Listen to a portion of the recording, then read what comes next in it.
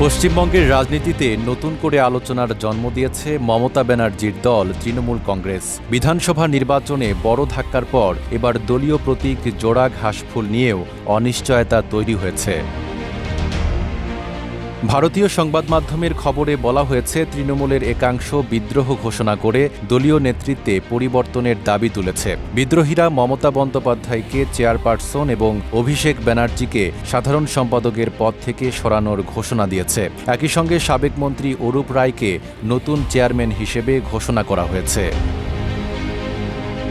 এ ঘটনার পর রাজনৈতিক মহলে সবচেয়ে বড় প্রশ্ন হয়ে উঠেছে, তৃণমূলের ঐতিহ্যবাহী জোড়া ঘাসফুল প্রতীকের নিয়ন্ত্রণ কার হাতে থাকবে। মমতাপন্থী নেতারা বিদ্রোহীদের বিরুদ্ধে সাংগঠনিক ব্যবস্থা নেওয়ার উদ্যোগ শুরু করেছেন। অন্যদিকে বিদ্রোহী শিবির নির্বাচন কমিশনের কাছে নতুন নেতৃত্বের তথ্য জমা দেওয়ার প্রস্তুতি নিচ্ছে বলে জানা গেছে। ফলে প্রতীকটির মালিকানা নিয়ে আইনি ও রাজনৈতিক লড়াইয়ের সম্ভাবনা তৈরি হয়েছে।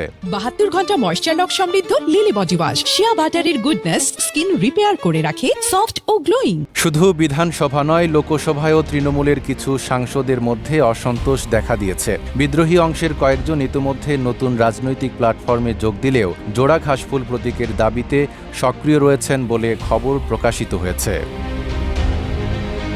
1998 সালে কংগ্রেস থেকে বেরিয়ে এসে মমতা বন্দ্যোপাধ্যায় তৃণমূল কংগ্রেস প্রতিষ্ঠা করেন। সে সময় থেকেই জোড়া ঘাসফুল দলটির প্রধান রাজনৈতিক পরিচয় হিসেবে ব্যবহৃত হয়ে আসছে। পশ্চিমবঙ্গের ভোট রাজনীতিতে এটি অন্যতম পরিচিত নির্বাচনী প্রতীক। রাজনৈতিক বিশ্লেষকদের মতে, দলের অভ্যন্তরীণ দ্বন্দ্ব যদি আরও গভীর হয়, তাহলে নেতৃত্বের পাশাপাশি দলীয় প্রতীক নিয়েও দীর্ঘ আইনি ও রাজনৈতিক সংকট তৈরি হতে পারে। তবে শেষ পর্যন্ত প্রতীকের মালিকানা নিয়ে কোনো বিরোধ দেখা দিলে সে বিষয়ে সিদ্ধান্ত নেওয়ার ক্ষমতা ভারতের নির্বাচন কমিশনের হাতেই থাকবে। Desk report, Dhaka post.